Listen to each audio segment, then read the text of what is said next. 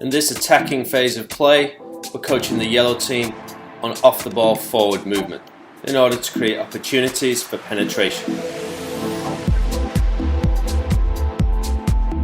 Play is broken down into 3 7-minute work intervals with 2-minute recovery periods.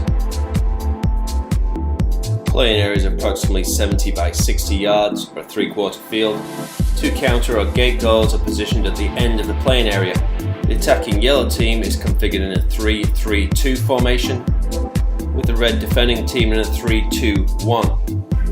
The yellow centre-back is allowed to play in a supporting role only and cannot cross the halfway line to begin with.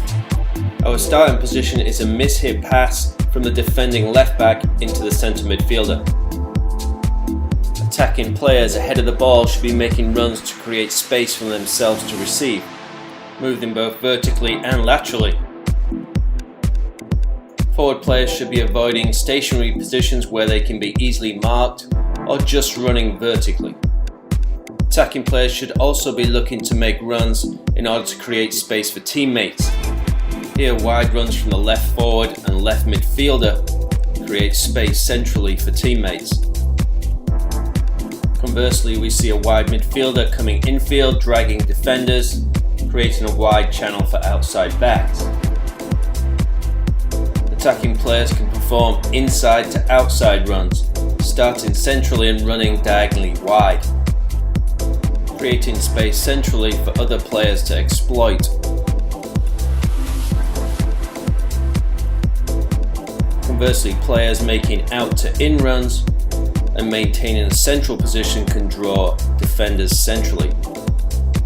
Typically with paired forward, one would check short, one would look long, potentially drawing outside defenders centrally, creating space in wide channels for outside backs or outside midfielders.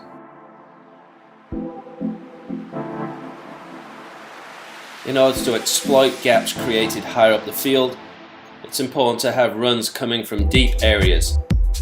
Often these runners aren't tracked.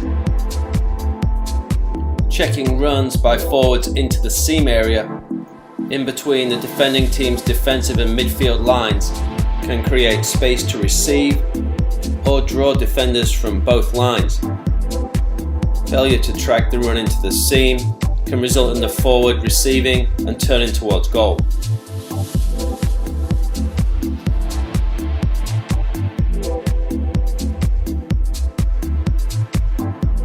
One of the hardest penetrating runs to defend is a straight pass to a diagonal run into the space behind our opponent's defending line.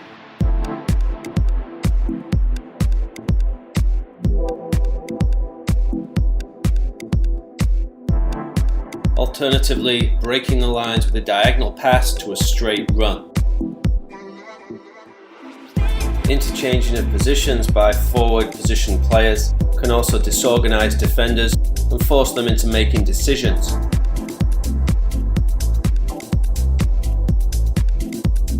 Forwards can perform arced runs, moving into offside positions behind defenders before returning back onside. L-shaped runs are also an option for forward players looking to break the line, running laterally at first and then breaking the line as the ball is delivered. The timing of runs needs to be excellent, with runs triggered by the looking up of the passer. Verbal and non-verbal communication are also essential. As a progression, we can now allow the attacking yellow centre-back to join play over the halfway line.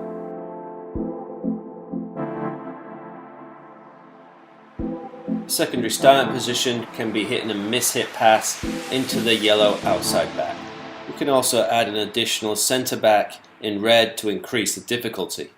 Or the attacking team must perform a certain type of forward run prior to scoring. The defending team is asked to score on the gate goals in 5 passes or less, with the attacking team scoring in the large goal.